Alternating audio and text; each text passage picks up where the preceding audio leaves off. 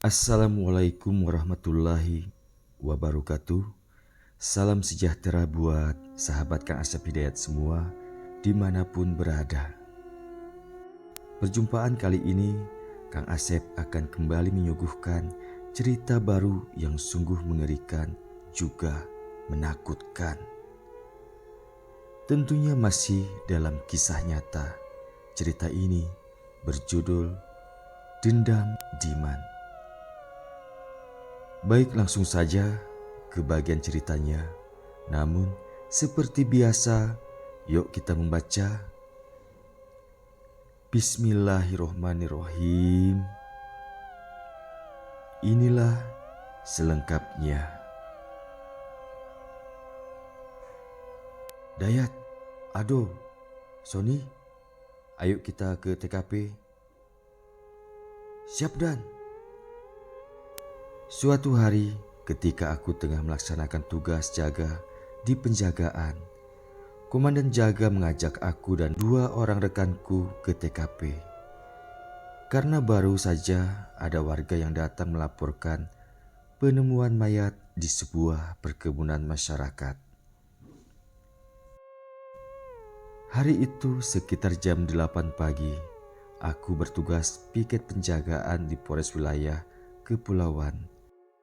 Setelah serah terima tugas dari regu piket jaga lama, seperti biasa aku mengecek semua barang inventaris, terutama para tahanan, mulai dari jumlah serta kondisi kesehatannya.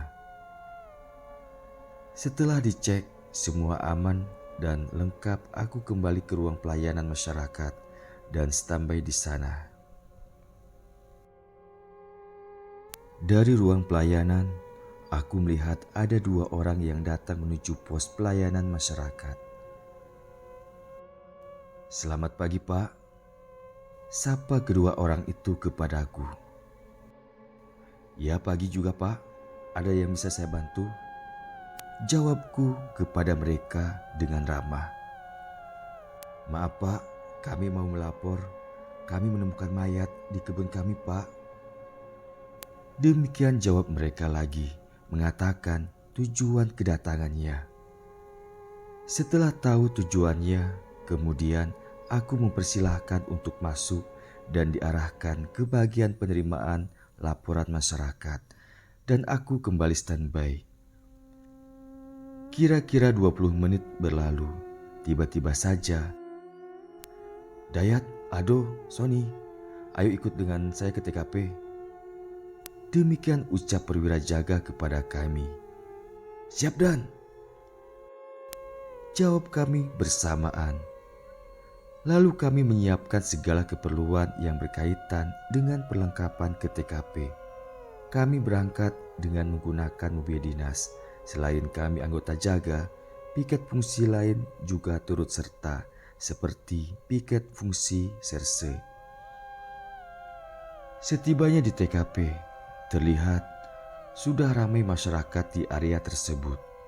Aku dan rekan-rekan piket langsung turun dari kendaraan dan mulai tercium aroma luar biasa. Ya, itu bau yang begitu menyengat. Pantas saja para warga yang berada di tempat itu menggunakan penutup hidung dan mulut atau masker. Dengan situasi seperti itu, jelas aku langsung mengambil masker dan sarung tangan dari dalam tas dan aku pakai. Melihat rombongan kami, seketika para warga memberi ruang jalan untuk kami lewat dan akhirnya kami tiba di titik lokasinya. Astagfirullah. Di area semak belukar perkebunan warga yang tidak terawat, terlihat mayat seorang pria meringkuk di sana. Dengan posisi kaki dan tangan terikat, dengan kedua lutut melipat seperti orang tengah duduk melamun. Mukanya mendongak ke atas dan mulutnya terbuka lebar. Perlahan aku mendekati mayat yang sangat mengenaskan itu. Seketika kerumunan lalat hijau berterbangan dan hinggap kembali ke tubuh mayat itu. Gumpalan belatung mulai terlihat di beberapa bagian tubuhnya, seperti di bagian mata dan telinga. Tubuh mayat itu terlihat bengkak dan menghitam. Diperkirakan mayat itu baru sekitar 4 atau 5 hari saja jika dilihat dari bentuk lalat serta ukuran belatung yang di tubuh mayat itu. Dengan dipimpin komandan, segera kami melakukan tindakan pertama tempat kejadian perkara. Dan setelah semua selesai yang berkaitan dengan TKP, lalu saatnya pengangkatan mayat. "Ayo, cepat angkat jenazahnya ke ambulan," perintah komandan kepada kami. Mendengar perintah demikian, jujur saat itu aku merasa bagai dimandikan pakai air es. Bagaimana tidak, di saat itu aku masih sangat muda dan belum setahun jadi anggota polisi. Tentunya belum terbiasa sekaligus merasa ngeri dengan hal seperti itu. Sesaat sempat aku termenung karena ragu. Namun ini sudah perintah, bahkan bagian dari tugasku. Siap komandan," jawabku gugup. Akhirnya mau tak mau aku melakukannya juga. Bersyukur tim medis juga warga membantu. Mayat tersebut langsung diangkat menggunakan tandu dan dimasukkan ke dalam ambulan. Mayat itu tidak dimasukkan ke dalam kantong mayat karena kondisi dan posisi mayat tersebut yang memang tidak bisa dimasukkan ke dalam kantong mayat. Aku memegang bagian tangannya yang sebelah kiri dan set, astagfirullah. Ketika aku mengangkat, pegangan tanganku terpeleset karena kulit tangan itu terkelupas seperti terkena air panas. Tentu saja cairan kental meleleh dari tangan yang kulitnya terkelupas seketika. Aroma tak sedap tercium, semakin menyengat di rongga hidungku. Masker yang aku gunakan tidak mampu menutup hidungku. Dan ketika aku lihat di genggamanku, potongan kulitnya lengket di telapak tanganku. Aku merasa sangat ngeri, walau saat itu aku tengah menggunakan sarung tangan. Namun aku berusaha untuk bersikap tenang, karena aku juga mesti menjaga sikap di depan banyak orang di tempat itu. "Ayo cepat angkat Yat," perintah komandanku lagi. Lagi-lagi hanya kata siap yang kujawab. Dengan susah payah akhirnya jenazah berhasil dievakuasi dan kami kembali ke kesatuan. Sedang jenazah dibawa ke rumah sakit untuk diotopsi. Setibanya di kantor, aku meminta izin kepada komandan jaga untuk ke barak sebentar karena kondisi aku dan rekanku sudah terlihat kacau. Badan juga pakaian kami sudah sangat kotor. Setelah mendapat izin, aku dan rekanku menuju barak yang tak jauh berada di belakang area perkantoran. Di barak aku membuka pakaian dan mandi. Setelah itu aku berganti pakaian dinas yang baru. Karena masih jam dinas, aku tidak bisa berlama-lama di barak. Pakaian kotor yang bau dan kotor mungkin terkena percikan air dari tubuh mayat tadi. Aku masukkan ke dalam keranjang pakaian kotor. Lalu aku berangkat kembali ke kantor. Jam 8 malam, seperti biasa kami bertugas piket jaga, serah terima piket dengan yang baru. Karena jam dinas piket hanya 12 jam saja. Situasi aman dan terkendali. Sebelum pulang ke barak, aku singgah ke kantin untuk makan malam serta membeli beberapa snack atau cemilan untuk di barak. Setelah itu, aku pulang ke barak.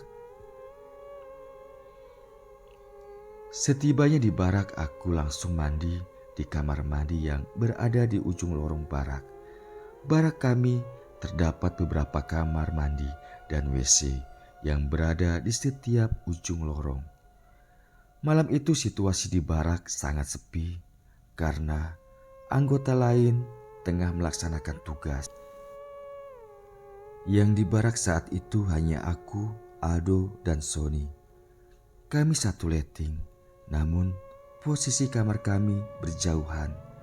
Sony dan Aldo di lorong sebelah kanan, sedang aku di lorong sebelah kiri. Aku tinggal sendiri di kamar, tidak seperti yang lainnya sekamar berdua. Aku keluar kamar dan melangkah menuju kamar mandi. Ada rasa tak nyaman ketika aku berjalan di lorong yang temaram itu.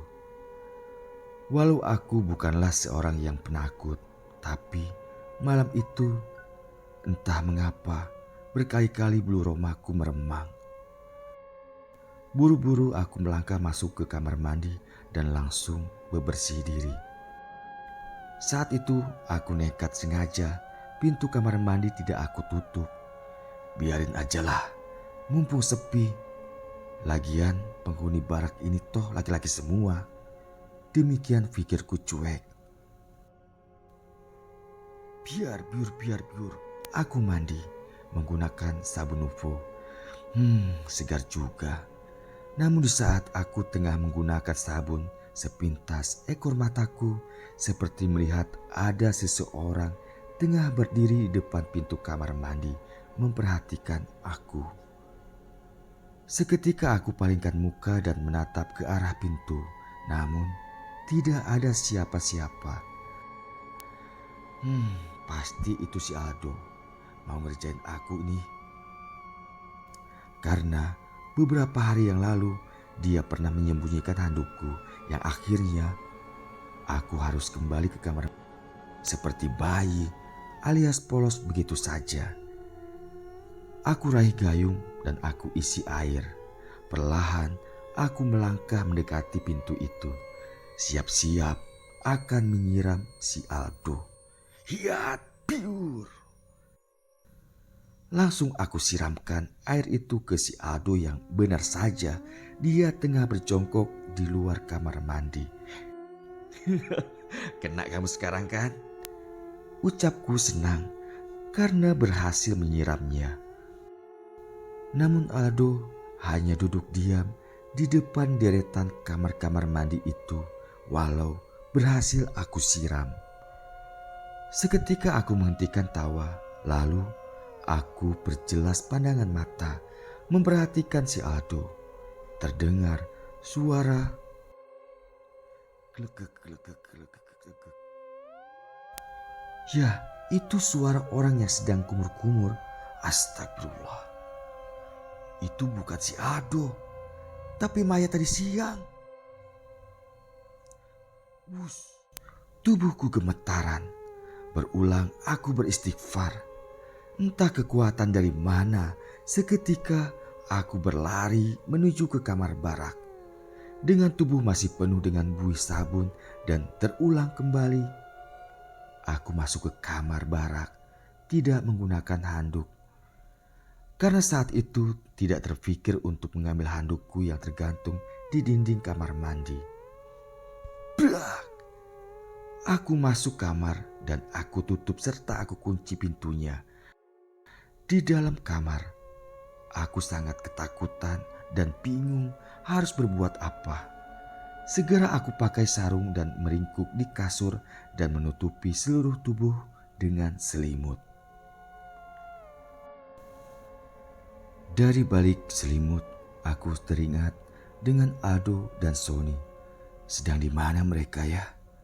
Kalau berkumpul mungkin akan lebih baik. Aku telepon sajalah mereka dan aku suruh untuk datang ke kamarku. Demikian pikirku. Tanpa keluar dari selimut, aku raih HP Sony Ericssonku yang segede batu bata itu yang memang berada di samping kasurku. Baru saja HP dapat aku raih, tiba-tiba saja kriak. Aku merasakan kasurku bergoyang, seperti ada seseorang yang naik ke atas kasur spring bedku. Sahabat Kang Asep semua pasti bisa membayangkan jika kita tengah berada di atas kasur spring bed, ada seseorang yang naik ke kasur, pasti akan terasa bergoyang walau dengan cara pelan. Aku terdiam, tidak melakukan pergerakan, dan saat itu semakin jelas terasa pergerakan itu mendekat dan diam tepat di belakangku. Yang saat itu aku tengah meringkuk menghadap dinding. Walau jantungku berdebar kencang, namun aku berusaha mengatur pernapasan sehalus mungkin serta mempertajam pendengaran.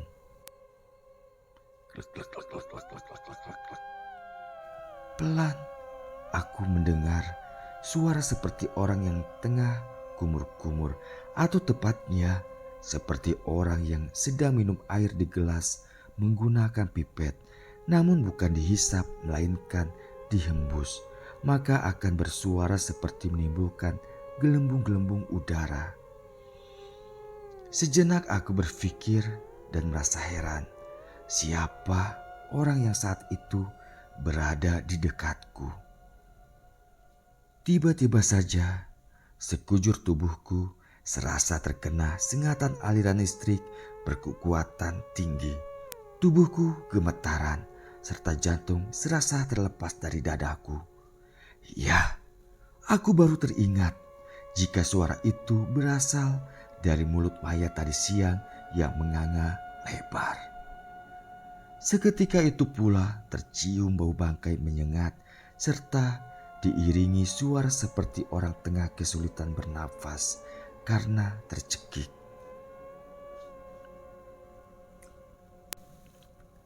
Bagaimana kisah selanjutnya? Mengapa setelah melaksanakan tugas hari itu Dayat selalu mendapat gangguan? Ikuti terus kisah selanjutnya, masih tetap di Kang Asep Hidayat Official. Kang Asep aturkan banyak terima kasih dan mohon maaf atas segala kekurangannya. Akhirnya Kang Asep akhiri, wassalamualaikum warahmatullahi wabarakatuh.